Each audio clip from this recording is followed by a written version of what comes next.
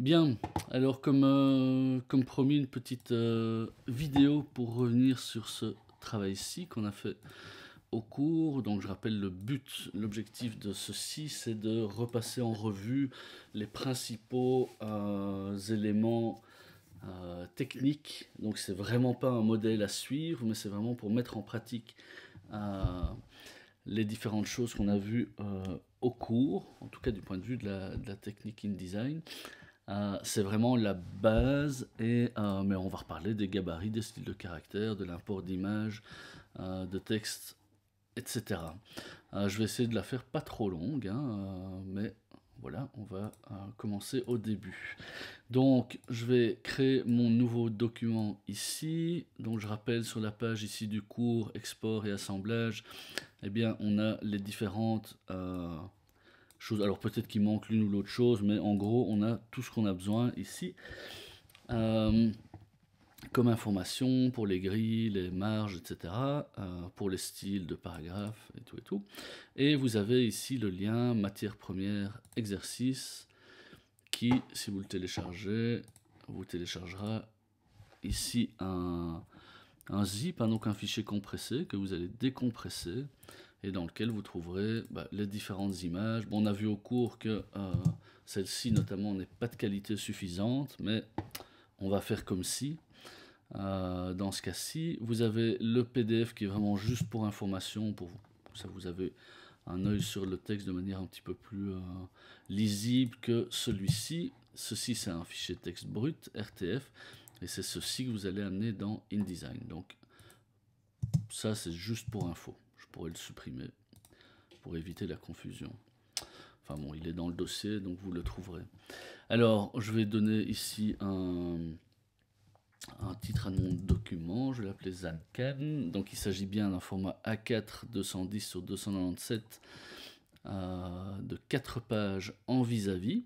Donc je vais bien cocher ici.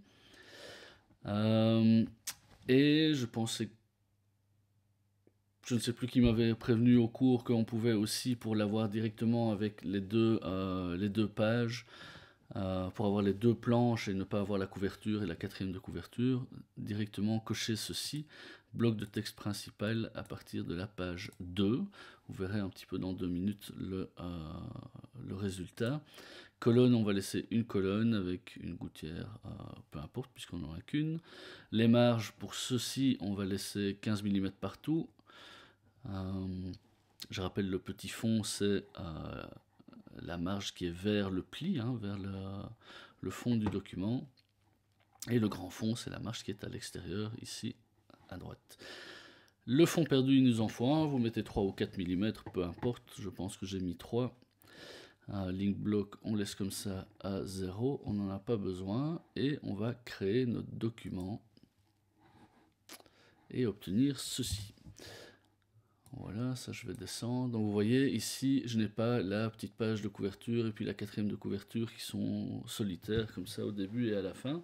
J'ai directement mes deux planches et ça c'est dû à ce que j'ai coché ici et de mettre page 2 directement. Sinon, nous, ce qu'on avait fait au cours, c'est de pouvoir réorganiser les pages de documents comme ça en cliquant glissant. Mais avant de pouvoir faire ça, il fallait qu'on vienne décocher ceci pour pouvoir les déplacer. Donc ici c'est très bien, on a tout ce qu'il faut et on va venir, c'est une des premières choses à faire évidemment, déposer notre grille de repères. Donc j'en parle ici, 7 rangées, 4 colonnes, gouttière 5 mm et repères alignés sur les marges. Donc pour ça, je ne vais pas me mettre sur ma page, donc là je vais mettre sur ma page 2 et 3, je vais aller double-cliquer sur le gabarit, puisque c'est typiquement quelque chose qu'on va aller déposer sur un gabarit, et puis je vais aller dans page, créer des repères. Et là je vais venir demander 7 rangées, alors n'oubliez pas de cocher ici aperçu, pour pouvoir avoir un aperçu de ce que vous faites. Et alors on a mis 4 colonnes, gouttière 5 mm partout, c'est parfait, et on aligne aux marges et pas à la page. Donc si je mettais à la page, on voit bien que c'est la page elle-même serait divisée en 4 colonnes. Dans notre cas, ce sont l'espace, les espaces entre les marges. Donc je fais OK ici, et je vais retrouver, si je double-clique sur ma page 2, je vais revenir sur ma page 2, attention de bien avoir le bleu qui vous indique où vous êtes. Si j'étais sur mon gabarit, que j'avais juste cliqué une fois sur la page 2, ce que j'ai devant les yeux, c'est toujours mon gabarit. Donc je vais double-cliquer pour bien basculer, et je vois que j'ai mes repères qui sont partout. Alors, eh bien, on va commencer par venir... on va commencer par le texte. Et pour le texte, je vais faire tout simplement... Alors, je pourrais préparer mes blocs. Donc ici, pour rappel, je vais avoir mon article qui va commencer ici, mon interview, et qui va courir sur les différentes pages. Donc je vais chaîner ces différents blocs. Mais j'en ai un qui est le premier ici, qui est dissocié des autres, où j'ai juste le titre, la petite intro et l'auteur. Et donc on va venir faire ça. Donc je vais venir caler ici, alors je ne sais plus trop comment je l'avais fait, mais un bloc, et puis je vais venir mettre un deuxième ici, et les autres on va venir les faire à la volée après. Alors ce que je vais faire, d'ailleurs ceci je pourrais le supprimer. Il y a plein de manières d'importer les textes ou les images dans InDesign, en copiant-collant, glissant, etc. En ayant déjà un bloc sélectionné ou pas, etc. Je ne vais pas tout repasser en revue, on l'a fait au cours, mais la procédure c'est la même pour un texte ou une image. Donc ici par exemple je vais sélectionner mon bloc et je vais faire fichier, importer. Et je vais aller chercher mon texte. Alors je ne vais pas prendre le PDF, je vais prendre celui-ci. Et je vais l'importer. Donc il est bien rentré dans mon bloc ici. Ce que je vais faire, c'est que je vais venir prendre tout de suite ceci, qui correspond à mon titre, mon intro et mon auteur. Et je vais le supprimer en le copiant. Donc je vais le couper. Le raccourci c'est commande X ou CTRL X. Vous voyez, donc là je l'ai supprimé, mais en même temps je peux le coller ailleurs. Donc je vais aller reprendre mon outil texte ici et je vais... où est-ce que je suis? Qu'est-ce que j'ai fait? J'ai des blocs ici. Texte en excès.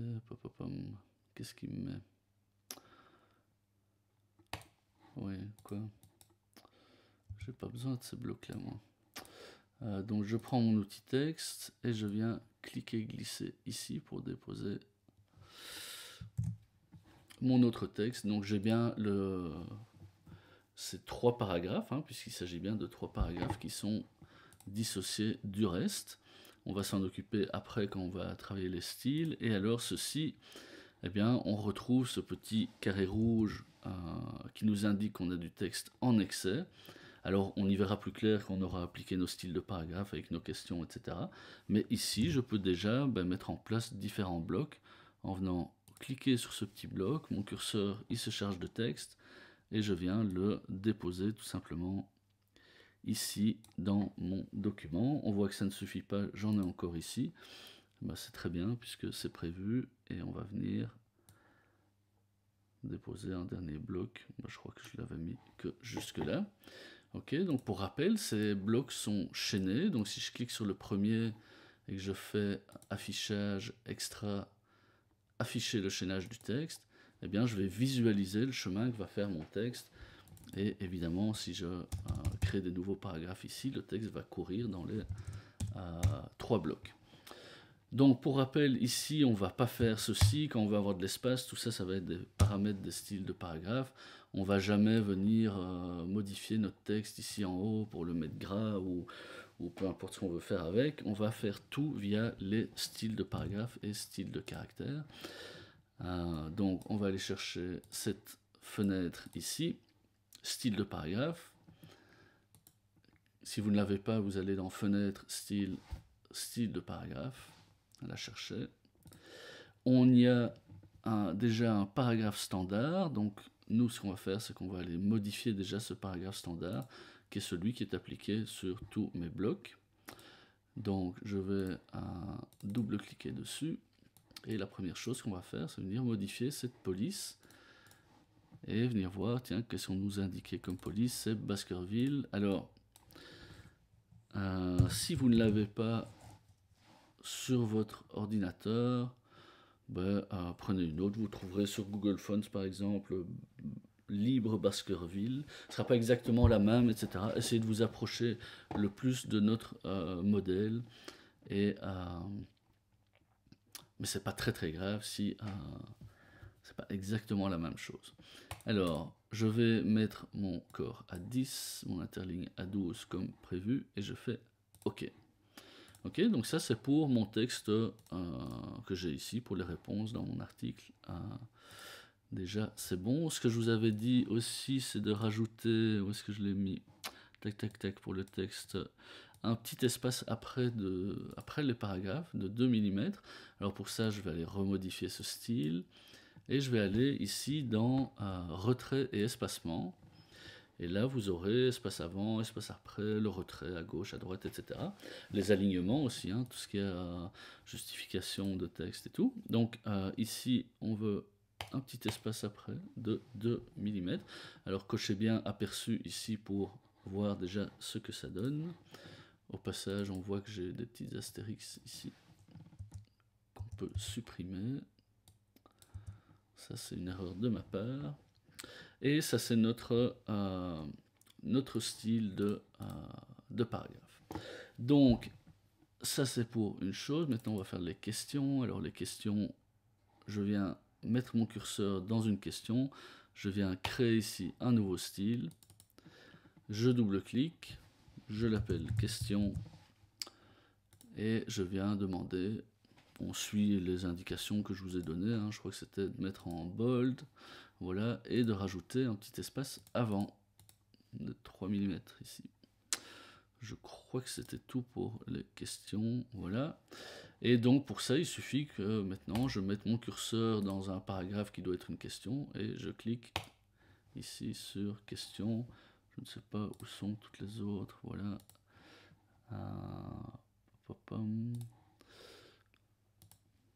On vérifiera après un petit peu pour les...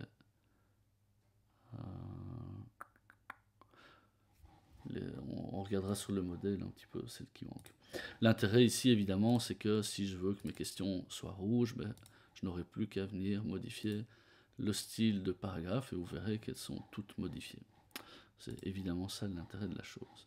Donc on va rester ici pour ça. Ici je mets mon curseur dans le titre et on va créer un nouveau.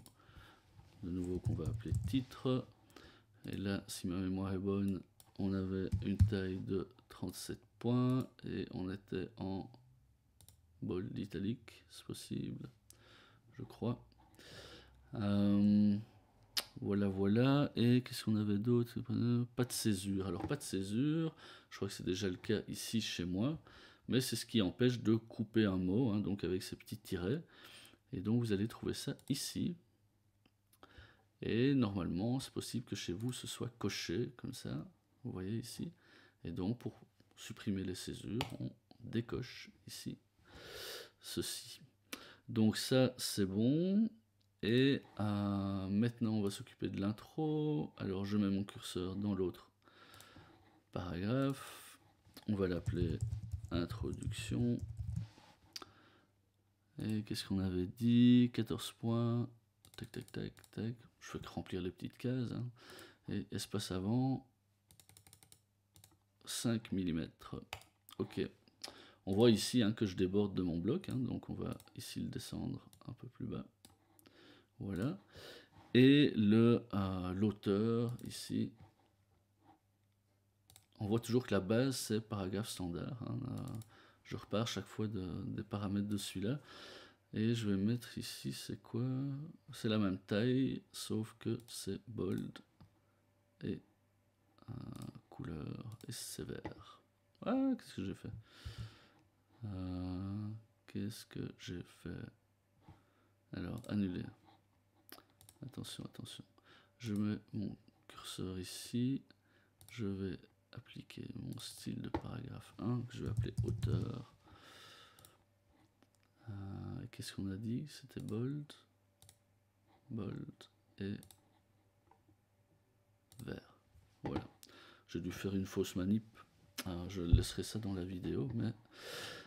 Et on fait OK. Ça va, donc ça prend forme. Si on veut voir un petit peu ce que ça donne, on appuie sur W ici et on a un aperçu de ce que serait notre impression. Alors, bon, je vais ici importer l'une ou l'autre image. Pour ça aussi, plusieurs manières de faire. Je l'ai assez dit au cours, on a toujours un contenant et un contenu et on peut les modifier dans un second temps. Donc je vais aller chercher par exemple celle qui m'intéresse, c'est celle-ci. Si je fais comme ceci, importer, je choisis mon image, j'ai mon curseur qui est chargé et là je ne sais déposer l'image que en conservant ses proportions, donc je devrais modifier le bloc après, mais c'est pas grave, ça va aller vite. Donc ici je vais aller à partir de mon fond perdu, hein, évidemment, je vais revenir jusqu'à mon petit fond là. On voit que de toute façon je dois remodifier ça puisque l'image elle-même a une espèce de marge, ce qui va pas être très beau si je la conserve. Donc là, si je prends ma flèche noire et que je clique ici, je vais sélectionner le bloc qui contient l'image. Et si je clique sur le petit rond ou si j'utilise ma flèche blanche, je vais sélectionner l'image elle-même. Pour l'instant, vous ne voyez pas trop la différence puisque les deux ont la même taille exactement. Vous verrez sur la couleur du cadre de sélection. Mais donc ici, je clique sur le bloc et là, je vais déformer le bloc pour qu'il remplisse toute ma page. Vous voyez au passage que l'image, elle n'a pas changé de taille. Si je clique sur le petit rond blanc, ben voilà, vous verrez si je peux modifier l'image. Voilà son cadre de sélection brun. Mais nous, ce qu'on va faire, c'est qu'on va commencer par utiliser un petit raccourci que vous trouverez ici en haut.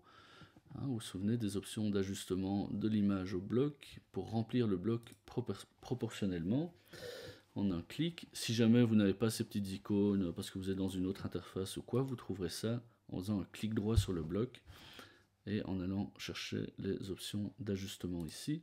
Je vois que j'ai encore ma petite marge blanche ici en bas, donc on va venir agrandir encore un peu ça en appuyant sur Shift évidemment pour ne pas déformer notre image. Yop, comme ça, et on va dire que ça suffira. Je sauve ceci. J'aurais déjà dû le faire, sauver mon document. Donc, moi je vais le laisser dans mes téléchargements. Je vais l'appeler ZenCanDoc. Voilà, on va faire de l'assemblage après. Donc là, je suis au format InDesign. Alors, on va s'occuper de ce petit bloc là-bas à droite. Alors, c'est pas tout à fait un rectangle. C'est le rappel minimal pour vous rappeler que un bloc, c'est un tracé vectoriel fermé, mais qui pourrait être une fleur de lys ou peu importe. Donc ici, on a juste déplacé un point. Là aussi, je pourrais dessiner un rectangle, puis venir sélectionner un point avec ma flèche blanche, comme je pourrais le faire par exemple ici, si je viens prendre ce point-là, après je peux le déplacer. Okay, ça c'est la flèche blanche pour des points ou des segments. Mais je pourrais aussi, et c'est plus facile, utiliser l'outil plume, qui est parfois caché derrière un de ceux-là. Pour rappel, vous faites apparaître ce petit menu quand vous restez appuyé sur un outil qui a la petite flèche blanche là en bas à droite. Donc je prends ma plume, je vais zoomer un peu. Et là, on va pas se fatiguer, c'est à partir d'où? À partir d'ici.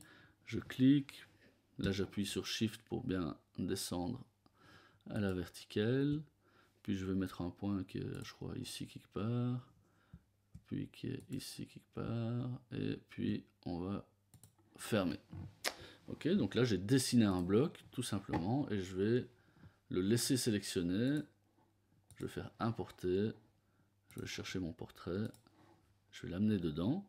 Donc là on voit bien la différence entre la taille du bloc et la taille de l'image. Puisque si je recule et que je reclique, évidemment il faudrait que je vois un petit peu mieux quand même.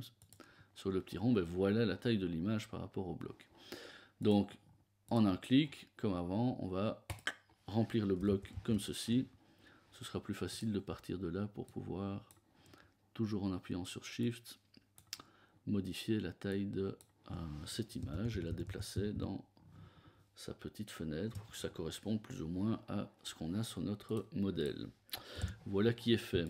Même chose ici en bas. On va passer à cette page-ci. Alors, cette image-là, je vais la faire après. Le truc du dégradé, du vert, etc., c'est vraiment pas du tout le plus important. Vous saurez faire plein de choses sans faire ça. En plus, c'est quelque chose que vous devriez pouvoir faire dans Krita ou Photoshop ou autre. Donc ici, ce qu'on va faire, c'est qu'on va s'occuper des autres images d'abord. Donc je vais déposer un bloc ici.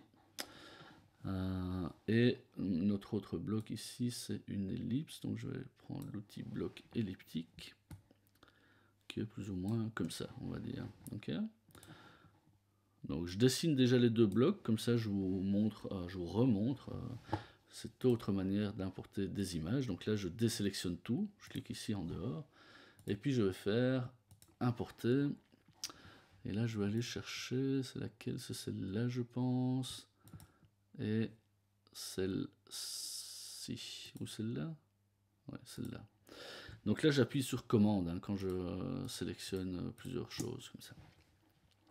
Ou contrôle sur PC si je ne me trompe. Et là je fais ouvrir et je vais avoir, on se souvient, ici deux images qui sont chargées dans mon curseur si j'ose dire. Donc là je vais tout simplement venir cliquer ici au-dessus d'un bloc pour venir déposer l'image dedans. Ok, là de nouveau on va ajuster plus ou moins, puis on va agrandir. Bon, ça c'est pas le plus important, mais peu importe. Voilà, ça ira à droite, ça nous permettra de parler des habillages de texte dans une seconde. Et ici, là aussi, hein, on voit que si je recule, je vois vraiment que mon image est beaucoup plus grande. Comme on l'a dit au cours, normalement pour ceci, vous ferez une version recadrée plus adaptée de l'image, puisqu'ici évidemment on va il faut retrouver, j'ai pas envie de passer du temps à ça ici, mais à retrouver ici exactement le bon et c'est pas le plus important non plus, ne passez pas trop de temps à ça, le bon cadrage pour je sais plus comment elle était cadrée pour correspondre au modèle. On s'en fout un petit peu ici, on va la laisser comme ça. Faites comme vous avez envie pour ça, c'est pas le plus important. L'important c'est d'avoir le bloc à l'endroit où il doit être. Et voilà. Alors ici on a, vous voyez ce texte qui est un petit peu en vague comme ça. Là aussi il y a plusieurs manières de faire. J'aurais pu dessiner mon bloc à la plume hein, aussi. Je pourrais aussi venir le modifier. Si je prends ma flèche blanche ici, que je prends ce point-ci, il est sélectionné là ou pas? Non. Je vais zoomer un petit peu. Qu'est-ce qu'il me fait? Alors, flèche blanche. Clic, voilà, là il est sélectionné.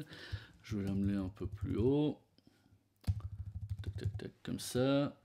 Je vais prendre ma plume ici. Vous voyez, quand je survole mon segment ici, il m'ajoute un petit plus. Donc là, je peux rajouter un point. C'est ce que je viens de faire. Faut avoir des bons yeux. Hein. C'est un travail un petit peu précis. Je trouve que c'est un petit peu le défaut de la chose. Mais voilà. Et alors, on va aller chercher l'outil ici, conversion de points, qui va nous permettre de transformer ce point-là en point de courbe. Hein, et après, comment vous allez déposer vos tangentes, etc. Ça dépend. C'est ça qui va faire un petit peu le truc. Alors, ça, je crois que ça doit remonter aussi. Hein, si je ne me trompe. Tac, tac, tac, tac, tac, tac. Voilà, je chipotais un petit peu à tout ça pour faire correspondre le bloc à ce qu'on veut. Ici, c'est pas très heureux, mais c'est pas le plus important ici, sinon on n'en finira jamais. Faut que j'essaye d'aller vite, je sais pas combien de temps je suis déjà. Alors aussi ici on a 3 colonnes sur ce bloc, donc ça je vous rappelle, on a un petit raccourci ici en haut pour venir, une fois que mon bloc est sélectionné, pour venir rajouter des colonnes, et pour modifier la gouttière, je vais caler la gouttière sur la grille. Même si on n'a pas une grille 3 colonnes, au moins on aura le même espace entre le texte et les images, etc. Ok, ça on va peut-être un petit peu faire comme ça pour voilà, faire sauter ce texte ici en haut. Et maintenant pour cette image ici, alors qu'est-ce qu'on avait fait? Alors ici manifestement, qu'est-ce que j'ai fait au début qui a fait qu'il est venu me mettre tous ces blocs par défaut? Ça m'embête un petit peu ça. Alors ici pour venir placer cette dernière image, enfin je crois que c'est la dernière, on va faire importer, on va aller chercher l'image qui est laquelle? Celle-là je crois. Voilà, et là aussi on va faire à partir de notre fond perdu, on va la caler là. Voilà, je vais un petit peu la descendre comme ceci. On a quoi? Quelque chose comme ça. Et aussi on va supprimer ces bords en l'agrandissant un petit peu. Tac, donc ça vous faites plus ou moins à l'œil comme ça. On a quelque chose comme ça. Ce que j'ai fait ici pour ce dégradé, c'était aussi pour vous remontrer cet outil qu'on a ici dans InDesign, qui est un outil qui s'appelle outil contour progressif dégradé. C'est un peu verbeux comme nom d'outil, mais c'est assez chouette quand... Alors ce bloc ici, je peux le réduire, hein, le ramener ici. Quand on sélectionne un bloc, comme ceci, là j'ai cliqué dessus, je prends mon outil contour progressif, et je fais un cliquer-glisser, ici, de haut en bas. Et vous voyez que ça va me créer un dégradé vers l'invisible. En fait, comme je l'ai dit, sous le capot, c'est l'équivalent de si on avait créé un masque de transparence et qu'on avait fait un dégradé du blanc au noir, donc du visible à l'invisible. Ben, c'est juste assez pratique ici de le faire comme ça. Vous pouvez remodifier ça après, hein. Moi je peux recliquer sur mon bloc, reprendre l'outil, venir réajuster mon dégradé comme j'ai envie, et voilà. Hein, donc là, ça permet d'assez facilement avoir ce type de résultat. Et alors, ce que j'avais fait ici, mais je me rends compte qu'ici j'ai été jusqu'au bord, alors qu'ici dans le modèle, c'est pas le cas. Donc on va aller corriger ça en ramenant ceci là et en le ramenant tac, ici. Voilà, donc ça correspond plus à ce qu'on a besoin. Et alors, j'avais pris mon outil rectangle ici, j'étais venu redessiner un rectangle, lui donner une belle couleur verte, réappliquer cet outil contour progressif dégradé. Et alors, ce que j'avais fait, puisqu'ici, évidemment, on a une opacité de 100%, ce que j'ai fait ici, c'est pas diminuer l'opacité, mais c'est modifier le mode de mélange via cette fenêtre effet, comme ça, hein, fenêtre effet, et vous avez ici ce qu'on retrouve aussi dans la fenêtre des calques dans Krita ou Photoshop ou Inkscape, tous ces différents modes de fondu et de mélange de pixels d'une couche à l'autre. Et là, je crois que j'avais mis produit ici, ce qui va vous conserver vos noirs bien noirs. Hein, donc c'est pas juste une opacité réduite, c'est comme ceci. Voilà, à vous d'ajuster ça un petit peu comme vous le voulez. Et ce que j'avais fait, je crois aussi, on le voit, c'est diminuer aussi en plus un petit peu l'opacité. Voilà, et là on se rapproche déjà un petit peu plus de notre objectif. Ça va, deux choses encore à vous montrer. Et on a fini. Le reste, c'est moins important. Ce sont les habillages de texte. Donc là, vous allez chercher la fenêtre habillage de texte. Vous sélectionnez un bloc. Alors vous aurez des résultats un petit peu différents, que ce soit un rectangle ou un cercle, etc. Ici, évidemment, pour un bloc elliptique, je n'ai pas de marge à gauche, à droite, etc. Mais déjà, la première étape, ça va être de venir ajouter un habillage de texte, puisque vous voyez que ce bloc, il est au-dessus du texte, ce qui n'est pas notre objectif. Donc, je vais venir cliquer ici, non pas habiller le cadre de sélection, puisque ça, c'est pas le résultat que je veux. Je n'ai pas envie d'avoir un rectangle comme ça qui découpe mon texte. Je vais venir habiller la forme de l'objet en cliquant ici, et ajouter une petite marge. Et donc vous voyez que ceci, ben, je pourrais le mettre ici en bas, le texte courrait autour, ou le mettre ici, et je rappelle que bien on peut faire ça avec une image, bon, je pourrais faire ça avec un bloc de texte aussi, ou avec n'importe quoi d'autre qui est dans un bloc. Ici pour l'auteur, ben, on va venir lui mettre un petit auteur, voilà, style de paragraphe auteur. Le petit bloc ici, celui-là aussi, il est là-bas. Je crois que j'ai pas demandé, j'ai pas donné les infos pour le style de paragraphe pour ça. Donc voilà, chipoter un peu. Moi, ce que j'ai fait, c'est que je vais venir déposer un autre bloc, plus ou moins comme ça. Voilà. Mais là aussi, on va créer un style de paragraphe. On va l'appeler article info, par exemple, peu importe. Et qu'est-ce que c'est au moins, il est italique. Et on va le laisser comme ça. Voilà. Et on va venir le caler ici à droite. Ça doit être quelque chose comme ça. Ça va pour ça. Je sauve mon document, ce que j'aurais dû faire toutes les 2 minutes. Et maintenant, alors vous rajouterez les petits styles quand il faut, pour une petite question, etc.